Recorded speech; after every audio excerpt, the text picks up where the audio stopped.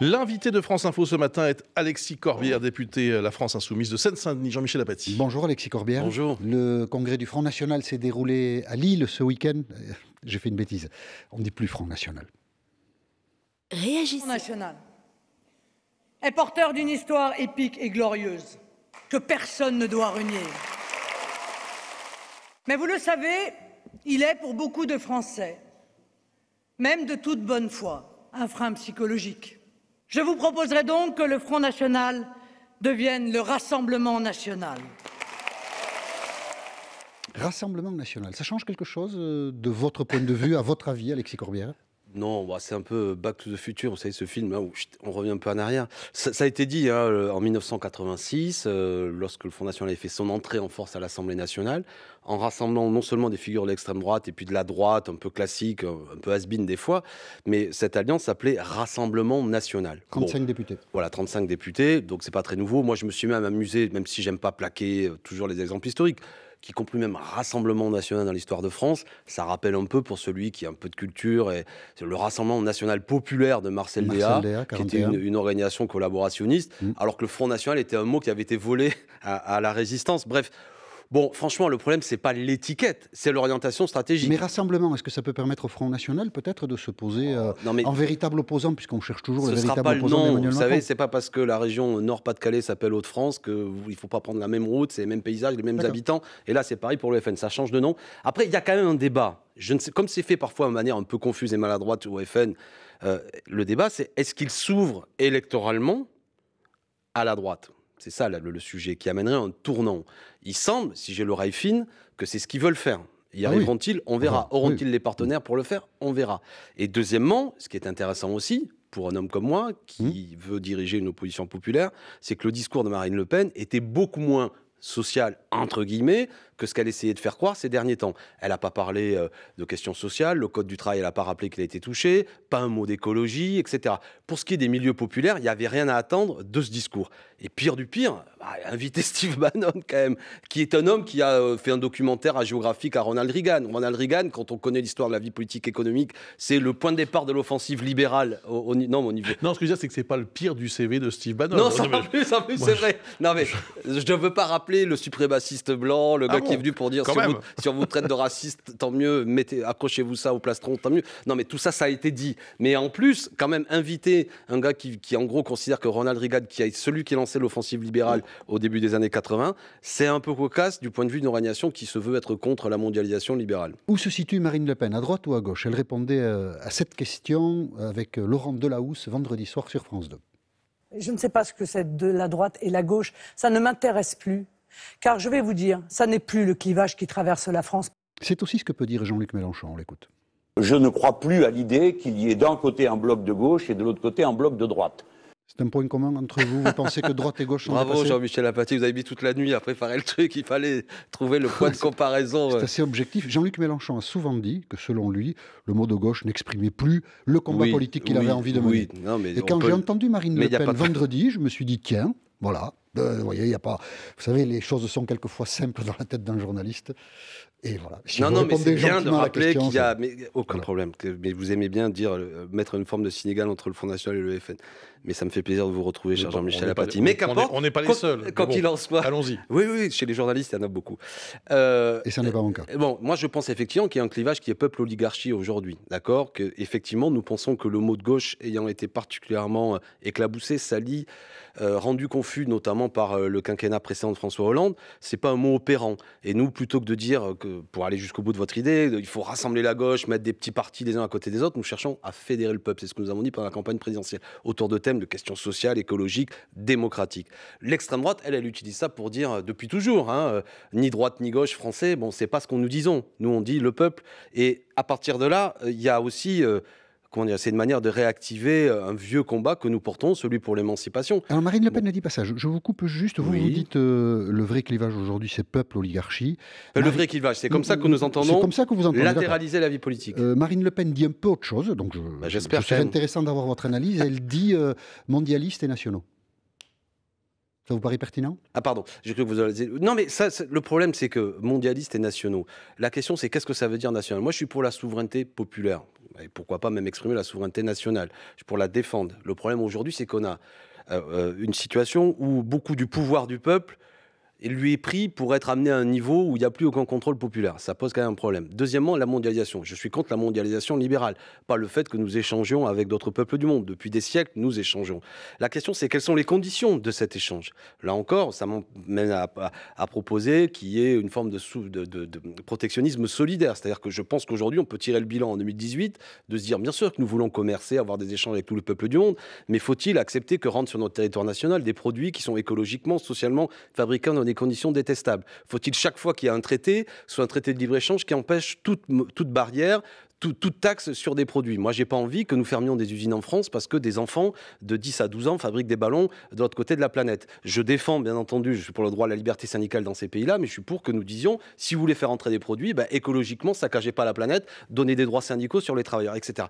Je crois que ce discours-là montre effectivement un clivage très net avec l'extrême droite, mais vous savez, l'extrême droite, souvent, elle cherche à voler les mots du camp populaire. Vous êtes un connaisseur de l'histoire politique, je le sais bien, Jean-Michel Apathy, le fait qu'à travers le temps, notamment dans les années 30, l'extrême droite parlait comme les forces liées au mouvement ouvrier, c'est pas nouveau. Mais ayons l'oreille fine. C'est pourquoi j'invite les gens à se dire, attendez, y compris les milieux populaires qui votent FN, Marine Le Pen, elle a défendu le code du travail quand ils l'ont attaqué? Non. Je peux dire, moi, comme parlementaire qui ai passé des nuits à défendre ça, il n'était même pas dans l'hémicycle. Donc si vous êtes issu des milieux populaires, ne votez pas FN, vous vous faites arnaquer. Parce qu'ils ont beau faire du bruit avec leur bouche, en vérité, sur le terrain social, ils ne sont pas là. Il y a essentiellement la France insoumise. Vous restez avec nous. L'essentiel de l'info tout de suite avec Edwige Coupez. Il est quasiment 8h40. Une situation électrique ce matin à Mayotte, alors que la ministre des Outre-mer vient d'arriver sur l'île. Pas sûr qu'Annick Girardin aille à la rencontre des manifestants, c'est ce que confie son entourage. Des barrages constatés à côté de l'aéroport. La population proteste depuis 3 semaines maintenant contre l'insécurité et la ministre vient pour tenter de rétablir le dialogue. Une enquête menée exclusivement à charge avec des prévenus choisis comme bouc émissaire. L'avocate de 9 des 12 salariés et ex-salariés d'Air France sur France Info ce matin. Tous sont jugés en appel à partir d'aujourd'hui dans l'affaire de la chemise arrachée, celle du DRH obligé d'escalader une grille pour échapper à des manifestants. C'était en 2015 pour dénoncer un projet de restructuration de la compagnie. L'heure des choix pour les 800 000 élèves de terminale, ils n'ont plus que jusqu'à demain, 18h pour finaliser leur 10 vœux sur la nouvelle plateforme d'orientation Parcoursup qui remplace APB. Plus d'algorithmes, mais des vœux étudiés au cas par cas par les universités et par les écoles. Et les premières réponses envoyées aux élèves à partir du 22 mai. Marseille, vainqueur de Toulouse, 2-1 en clôture de la 29e journée de Ligue 1. L'OM conforte sa 3e place derrière Monaco et Paris et garde ses 5 points d'avance sur Lyon. Avant à une semaine du choc avec l'OL, ce sera dimanche prochain au Vélodrome. France Info. Alexis Corbière, député La France Insoumise de Seine-Saint-Denis, est l'invité de France Info ce matin, Jean-Michel Apathy. Les élections législatives partielles se déroulaient hier, un deuxième tour en Guyane, un premier tour en Haute-Garonne. En Guyane, votre candidat de La France Insoumise était qualifié pour le second tour face au candidat La République En Marche. Vous espériez gagner, mais c'est l'inverse qui s'est produit. On écoute le vainqueur du camp d'Emmanuel Macron. Le mot d'ordre, c'était de gagner à nouveau pour renforcer notre légitimité. Ils ont voulu faire croire des choses. Maintenant, le peuple de Guyane a parlé. Beaucoup. Qui a voulu faire croire? Les adversaires. En tout cas, j'ai une pensée particulière pour chacun. Je veux saluer tous ceux qui ont cru en Davy Riemann et lui dire aussi qu'il a mes respects. Mais maintenant, on va continuer à travailler, tout simplement. Et en Haute-Garonne, vous espériez dépasser au premier tour le candidat socialiste. Ça ne se produit pas, il vous distance. Non, ce n'était pas le candidat socialiste. Je pensais que nous puissions être devant le candidat République En Marche. Non, Jean-Michel Apathy, on connaît tous les deux la Haute-Garonne. J'y suis allé. Vous pensiez être qualifié au second tour alors? Face au PS, je pensais. D'accord, et vous ne l'êtes pas, et de loin, puisque votre candidat fait 13% des voix quand celui de la République En Marche en fait 20, et le candidat socialiste 38. Il fait un bon score, le candidat socialiste. Est-ce que ces résultats vous amènent à vous interroger sur la stratégie que vous suivez? Non, parce qu'on est en 3e position, on était en 4e, on est devant le Front National pour ce qui est de la Haute-Garonne. On observe en plus, vous êtes intéressé au sort de la France Insoumise, vous avez bien raison parce que je suis là, mais le candidat de République En Marche, il recule énormément. Et le candidat socialiste résiste dans un des seuls endroits de France, j'y suis encore récemment, où ils tiennent le département, la région, tous les maires ont signé, et dans un endroit qui a peu voté, finalement, ils ont réussi à mobiliser quelques-uns. C'est contradictoire avec le discours que vous tenez depuis des semaines, un parti socialiste qui n'existe plus, qui est supplanté à gauche par la France Insoumise. Ce que les urnes Je ne veux valident bien pas. admettre qu'après c'est la 4e élection partielle. Moi, j'étais allé en territoire de Belfort où le candidat socialiste faisait 2,6%, 0,7% des électeurs inscrits chez les terres d'anciennes de Raymond Forny, qui avait quasiment disparu. Pareil dans le Val d'Oise. Je veux bien admettre qu'en Haute-Garonne, où ils tiennent tout, d'accord, ils ont réussi à faire ce score à l'heure où, dans cette circonscription, il y a 5 ans, le candidat socialiste était élu au premier tour avec 52% dès le premier tour. Si vous voulez voir là un triomphe du Parti socialiste, tant mieux. Ce que j'observe, c'est que la France insoumise reste... Non, mais on fait un score correct. J'aurais préféré, effectivement, que nous fassions un peu plus. Je suis allé mouiller la chemise pour ça. C'était Philippe Jiménez qui était un beau candidat. Bon, je veux dire, en Guyane, ça se joue à 200 voix près. D'accord, avec une situation qui est jusqu'encore au dernier moment, on a cru pouvoir l'emporter parce que malgré la visite de Jean-Luc Mélenchon. Le dernier, oui, mais en face, il y a eu. Vous savez, Jean-Luc Mélenchon a beaucoup de talent, mais pas la peine d'ironiser. Ils ont mobilisé aussi tout le gouvernement là-bas. Monsieur Castaner, non mais malgré la visite, ça amène à ce que, d'accord, face aux candidats du gouvernement, ça se joue à l'arrivée à 200 voix près, où nous remportons largement dans beaucoup de villes, mais il y a un dernier canton où, d'un seul coup, pour 97%, ils votent pour Monsieur Léanic Adam, qui est le candidat République En Marche, pour une raison d'ailleurs, qui est due à l'histoire de la Guyane, que Monsieur Adam, que je respecte, est un Bouchiningue, et que cette ethnie n'a jamais eu de représentation politique, et beaucoup de gens se sont mobilisés, etc. Très bien, tout ça c'est un des éléments locaux, mais tout de même, ça s'est joué à peu de choses. David Riemann incarne cette opposition populaire, et nous sommes, me semble-t-il, la principale force de manière cohérente à tenir tête au gouvernement sur le terrain social et écologique. Bon, c'est confirmé par les élections. J'avoue que j'aurais aimé que David gagne. Enfin, c'est passé pas très loin. Du coup, oui, c'est comme au premier tour de l'élection présidentielle, ça passe jamais très loin. Du coup, pas de. Mais est-ce que c'est vrai ? Pas de remise en. Est-ce que c'est vrai que c'est pas passé loin ? Bon, on peut dire les deux choses. Oui, ça passe pas loin, et puis en même temps, c'est une négation de la réalité, c'est-à-dire ça passe jamais. Mais bon, voilà, on peut dire les deux choses. Mais on n'en est pas encore là. Non, mais on choisit celle qu'on veut. Mais pourquoi vous me taquinez ? Je viens dans les meilleures dispositions. J'ai un grand plaisir à vous voir. Ah, mais moi non, aussi. mais une élection présidentielle qui se termine où 4 candidats, puisque vous ironisez là-dessus, se retrouvent dans un mouchoir de poche. Non, mais. On parle des faits, j'ironise pas. Mais moi, avec Jean-Luc Mélenchon, le 10 février 2016, quand on annonce la candidature, on n'a personne avec nous. Tout le monde nous tape dessus. Même le porte-parole du Parti communiste. Vous voyez, tout le monde nous tape dessus. À l'arrivée, ça se termine. On fait 7 millions de voix et à 600 000 voix près, c'est ce qu'on a dit, on était au second tour. Permettez de dire qu'on se dit, on n'a quand même pas trop mal travaillé. Moi qui n'étais rien, je me retrouve député, on est 17 dans un groupe, on fait du boulot. Admettez que le paysage politique a bougé. C'est la seule chose qu'on a dit. On passe pas notre temps à se mortifier. Mais on se dit quand même, il y a eu une dynamique qui s'est levée. Voilà. Le 22 mars, vous serez dans la rue ? Ah, il le faut. Avec les fonctionnaires, avec les cheminots ? Avec la population. C'est pas une affaire de fonctionnaires et de cheminots. Défendre le train, vous comme moi, on n'est pas cheminots, on prend le train. Qu'est-ce que vous voulez ? Que le prix du billet soit pas prohibitif et être en sécurité quand vous prenez le train. J'affirme que ce que fait le gouvernement, qui vise à aller vers la privatisation, parce que demain, dans la société anonyme qu'ils vont mettre en place pour remplacer la structure actuelle de la SNCF, l'État ne sera plus qu'à 15%. J'affirme qu'ils vont vers la privatisation. 15% de quoi ? De l'ensemble, d'accord ? La part de l'État dans la société anonyme. Ah bon ? Bah oui. Et qui c'est qui aura les 85% ? Je vous remercie, c'est une bonne question. On va s'interroger. C'est-à-dire, le gouvernement qu'il vendra des actions de la SNCF ? Vous avez bien suivi ce qu'annonce le gouvernement. On va voir. Actuellement, bien sûr, le gouvernement, il dit non, on ne va pas privatiser. Mais expliquez-moi, vous n'avez pas suivi ça ?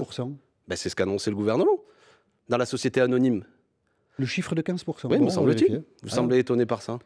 Ce sera la part incessible de 15%. Après, c'est la part incessible. On loupe tous des choses, mais je n'ai pas compris que l'État descendrait à 15% de l'actionnariat de la future société nationale de la SNCF. C'est la part incessible. On va vérifier là. Je pense que les gens sont déjà sur Google. Non, peut-être que je suis en train de... Non, mais moi j'annonce, j'affirme très bien que de toute manière, la logique de ce que fait le gouvernement, et peut-être que j'ai fait une erreur, mais je pense que je dis quand même des choses qui ont été annoncées dans l'ensemble des mesures du gouvernement. En tout cas, on va vérifier. En tout cas, tout, que ce soit le patron de la SNCF, le gouvernement... Bien sûr, non, mais là-dessus, que les choses soient claires. Affirmer qu'il n'y aurait pas de privatisation. On est d'accord, c'est la raison pour laquelle... C'était d'ailleurs une des grandes craintes avant ce plan, mais puisque le rapport, souvenez-vous, le rapport Spinetta disait qu'il fallait aller vers la privatisation. Ça a été une des surprises. Mais on est d'accord sur le fait qu'ils ont... Mais comme on l'a vu aussi sur beaucoup d'autres endroits où le gouvernement a dit qu'il ne privatiserait pas, puis à l'arrivée, ça finit comme ça. Sinon, je veux dire, allons à l'essentiel. Pour quelle raison faire tout ça ? Pour quelle raison modifier le statut des cheminots ?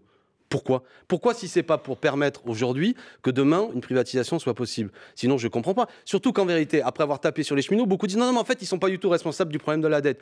Ils bénéficient d'aucun avantage particulier. Ils partent à la retraite comme tout le monde. Ils ont des salaires. Moi j'ai fait des réunions avec des cheminots, les gars après 20 ans de boîte, 1 900 €, 2 000 €. Vous avez vu, à la fois on provoque, puis après on dit non mais c'est pas le problème. Mais pour quelle raison ?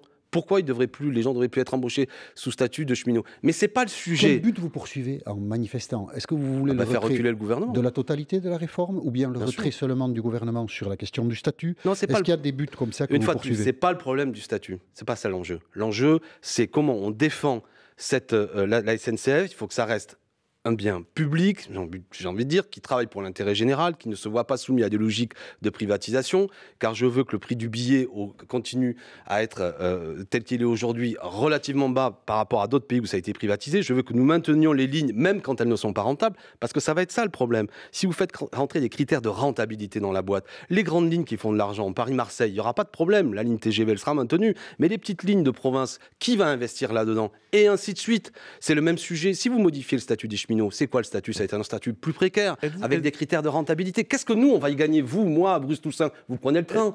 Bien sûr. Êtes-vous d'accord pour dire qu'il faut une réforme de la SNCF ou non? Ah mais moi, on peut faire beaucoup de choses. Je ne dis pas que le statu quo doit être maintenu. Par exemple, pas cette réforme-là, mais une autre réforme. Par exemple. Alors on va aussi faire du fact-checking, vu que vous pensez que j'ai dit une bêtise. Mais quand, par exemple, Édouard Philippe dit « Si on ne fait rien, dans les 10 ans qui viennent, la dette va continuer de se creuser de 15 milliards ». Il a raison. Toutefois, il faut s'interroger, pourquoi la dette va se creuser?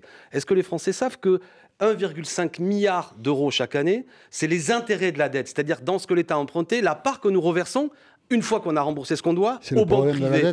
Non, mais est-ce que c'est pas stupide ça? Ah bah oui, la dette. Est-ce que c'est pas stupide? C'est stupide. Non, 45 milliards dans le budget de l'État. Mais vous et moi, Jean-Michel Apathy, quand vous et moi on achète un bien, qu'on passe par une banque, c'est quelque part logique. Mais l'État, quand il fait des investissements d'intérêt général, pourquoi doit-il, en plus de ce qu'il doit rembourser, les intérêts de la dette? C'est absurde, c'est inacceptable. Si en quelque sorte l'État reprenait cette dette et qu'on passe plus par ces banques privées, qu'on ne rembourse plus en plus 1,5 milliard, il n'y a plus de dette de 15 milliards dans les 10 ans qui viennent. Vous souhaitez un mouvement fort, mobilisant, oui, un mouvement démocratique qui s'exprime. J'espère que personne n'est choqué par le fait que dans ce pays, ça manifeste, ça fait partie de l'histoire de France.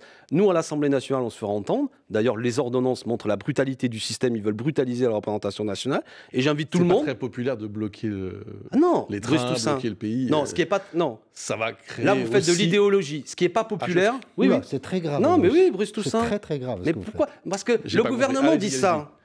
Pourquoi dire? Ce qui n'est pas populaire, c'est de faire augmenter le prix du billet de train. Ce qui n'est pas populaire, c'est de fermer des lignes. D'accord? Donc si vous abordez la discussion comme journaliste en disant ce qui n'est pas populaire, c'est de bloquer le pays, quelque part, vous sous-entendez qu'il ne faut pas bouger. C'est une question. J'ai bien compris, mais moi, je vous taquine. Oui. Ah, d'accord.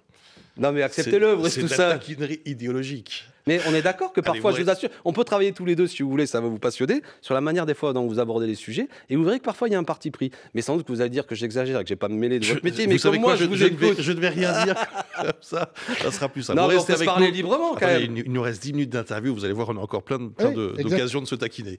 Vous restez avec nous, 8h50, voici l'essentiel de l'info avec Edwige Coupez. Un assassinat politique, ce n'est pas de la taquinerie, c'est la réaction de Jean-Marie Le Pen ce matin sur France Inter au lendemain du changement de nom du FN, rebaptisé Rassemblement National par sa fille.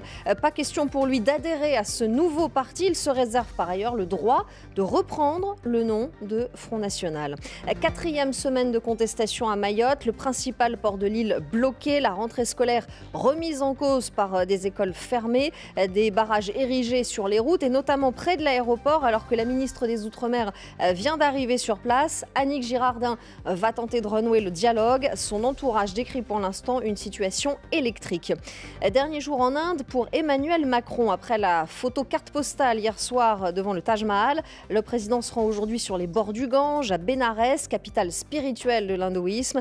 Il doit aussi inaugurer une centrale solaire construite par le français Engie. 3 nouvelles médailles françaises aux JO paralympiques de Pyeongchang. Le bronze pour Cécile Hernandez en snowboard cross et 2 autres en ski de fond, l'argent et le bronze pour Benjamin Davier et Thomas Clarion. Le compteur tricolore affiche maintenant 9 médailles. France Info. Alexis Corbière, député de la France Insoumise de Seine-Saint-Denis, l'invité de France Info ce matin, Jean-Michel Apathy. On ne trouve pas trace d'une évocation de 15% de titres. Alors, ça ne veut pas dire que ça n'existe pas. Ça peut être... Pour l'instant, on ne trouve pas. Les parts incessibles, le Premier ministre en a parlé, mais le chiffre de 15%... Non, mais si j'ai dit une bêtise, c'est bien dont acte. Non, mais c'est pas que j'ai dit une bêtise, on ne le trouve pas, soyons objectifs. Écoutez, je vais être honnête avec les auditeurs de France Info, que je ne veux surtout pas... Ce que je veux dire de toute manière, là où vous avez parfaitement raison, Jean-Michel Apathy, il vous pousse tout ça. Le gouvernement a dit qu'il ne veut pas privatiser. Monsieur Pépi a dit qu'il ne veut pas privatiser. Moi, j'affirme que c'est leur projet. C'est ça leur projet. Sinon, je ne comprends pas la logique. Voilà, c'est tout. Et ça, je l'affirme politiquement. Après, restons-en là. En Italie, il y a 8 jours, le parti populiste et anti-européen de Beppe Grillo est arrivé en tête des élections législatives. Selon vous, Alexis Corbière, c'est une bonne ou une mauvaise nouvelle? C'est pas une bonne nouvelle. Parce que c'est un mouvement qui porte en lui-même une xénophobie et aussi, en plus, avec des scandales de corruption. Et ça ne réglera pas le problème de l'Italie. Il conteste le système comme vous le faites. Oui, mais... Il veut sortir les sortants comme vous le dites. Mais il faut contester le système. Vous savez, dans ce pays, je pense que l'ensemble de l'humanité aujourd'hui, dans un monde où 1% des gens les plus riches captent la moitié des richesses du monde, conteste le système. Mais est-ce que ça n'est pas le signe que peut-être D'accord. Donc, non, mais ce que je veux dire, attendez, un potentiel pour vous existe si en Italie, ça, je vais en dire deux mots. Ça se manifeste à ce niveau-là. Acceptons l'idée que quand on conteste le système, on ne doit pas être rangé dans le même sac que d'autres forces. Hein, il ne faut pas faire un paquet cadeau confus qui n'amène plus rien à comprendre. Comme le mot populiste, par exemple. Moi, à fort, de manière bravache, avec Jean-Luc Mélenchon et mes amis, ouais, ok, je suis populiste, si vous voulez, mais je suis un populiste républicain, un populiste humaniste. Parce que derrière tout ça, il peut y avoir, je vais dire les choses plus simplement, si vous nous tapez dessus, vous aurez du Beppe Grillo en France. Si vous nous tapez dessus à qui? Si la France insoumise, en permanence, se retrouve à être le sac de frappe de beaucoup de commentateurs... Vous ne pouvez pas être au-delà de la critique, vous êtes dans une démocratie. Oui, j'entends bien, mais je trouve que parfois, elle a un caractère... Non, mais je trouve que parfois, y compris dans cette maison, quand vous venez nous chercher des pouces sur les comptes de campagne, alors qu'en vérité, nos comptes de campagne ont été validés, qu'il n'y a pas de problème et qu'il y a un buzz pendant 2 jours qui consiste à faire croire que nous aurions en quelque sorte franchi la légalité, que des journaux écrivent à mon sujet que ce que j'ai fait est moralement douteux. Tout ça, non mais ça, Jean-Michel Apathy, je vous vois dodeliner de la tête, mais ça crée un climat qui est quand même étonnant. Il n'a pas dodeliné. Si, j'ai dit un peu dodeliné, mais je défendrai le travail de mes camarades défendez-les. De Radio France qui ont fait un travail factuel. Voilà. Non, oui, mais alors pour quelle raison? Quand il pleut, il pleut, quand il fait beau, il fait beau. Voilà. Non, ça c'est pas vrai. C'est-à-dire qu'en même temps que vous avez la réforme de la SNCF, que tous les comptes des campagnes sont validés, en choisir un pour faire croire qu'il y aura un cas particulier, c'est sous-entendre que ceux qui vont se faire entendre contre la réforme de la SNCF sont pas blanc-bleu. Mais les autres et aussi ont un problème. ont été épluchés. Non, j'ai pas vu. Parce qu'il n'y avait rien de répréhensible à raconter. Mais chez nous non plus. Chez nous non plus. C'est ça le paradoxe. Mais c'est pas un complot contre vous, c'est autre chose. C'est une détermination journalistique et dès qu'on vous interroge, vous dites, vous voyez, la manière dont vous parlez, vous nous tapez dessus, donc vous faites monter le populisme. Par exemple, alors attendez, on va revenir. Donc il y a une vague dégagiste qui traverse l'Europe, je pense. Que vous incarnez. Merci. Non, mais elle prend pas les mêmes formes. Beppe Grillo, c'est pas Mélenchon. Ceux qui disent, il faut aujourd'hui un autre partage des richesses, il faut répondre à la crise écologique, il faut de manière démocratique en France aller vers une 6e République qui redonne des pouvoirs aux citoyens, sont pas les mêmes qui disent dehors les immigrés, etc. J'espère que chacun l'aura compris. Mais si, justement, chaque fois qu'une voix se fait entendre, on la calomnie, on risque de fabriquer des monstres. C'est ce que je veux dire. Et surtout, observons, pour prendre l'exemple italien, c'est que, alors que M. Renzi était présenté comme le jeune Mozart de l'Europe, etc., il a été balayé lui aussi. Il y a un profond bouleversement politique. Il reste après à saisir l'opportunité que cette énergie confuse qui s'exprime de colère contre la manière dont l'Union européenne s'est construite, qu'est-ce qu'elle donne? Du positif ou du négatif? C'est ça l'enjeu et le charme de la politique. Moi, j'invite les Français à se dire, on peut faire mieux, on peut à la fois tout changer, mais pas en fabriquant une solution qui fait le jeu de Madame Le Pen ou de ceux qui expliquent que c'est la faute du plus pauvre ou de l'étranger. Voilà, moi je parle fort avec mes amis, mais fondamentalement je suis un partageux. Je pense que ce pays est magnifique, il y a un potentiel énorme, on peut avoir des beaux services publics, une meilleure éducation, pas saccager la planète, c'est ça qu'on dit. Mais on ne le fera pas avec ceux qui ont fait du mal. Voilà. Nous parlons de l'Europe, élection européenne en juin prochain, et hier Jean-Luc Mélenchon a dit qu'il ne serait pas de la partie. Je ne serai ni tête de liste ni candidat. Qui sera le député de Marseille et bon... Ça va, quoi. J'ai de quoi m'occuper. Je suis président du groupe parlementaire. Alors, c'est une vie très dure que j'ai entre les deux, mais voilà. Qui sera la tête de liste? Vous avez déjà une idée? On y réfléchit. C'est un handicap que Jean-Luc Mélenchon ne soit pas candidat pour vous? Non, c'est une force. C'est que vous savez... Qu'il ne soit pas candidat. Non, mais c'est une force de pouvoir créer les conditions que ce ne soit pas tout le temps sur son dos que les choses soient portées. Quel profil robot de candidat pour vous?